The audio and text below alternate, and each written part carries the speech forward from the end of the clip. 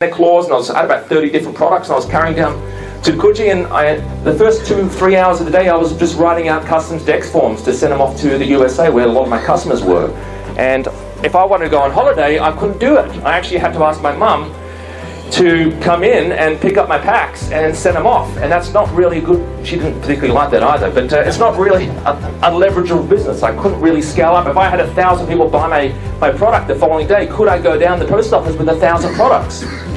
So the advantage of using Amazon is you're storing it in their warehouse, you're using their really $1 billion logistical system where they deliver products to your customers for you. They do the tracking, they do the shipping, they basically take care of everything, refunds, the whole thing. It all gets the customer service, you get a customer coming up and go, I bought this product like 2 weeks ago, where's my product? Do you have to deal with that?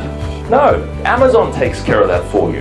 So you don't want to deal with those headaches. That's a big advantage of using this $1 billion infrastructure that Amazon has built. It's such a huge advantage of using this structure that Mr. Jeff Bezos built, because it just makes it so easy now to be in the physical product business and be able to fulfill all your customers. Does that make sense? Yes or yes?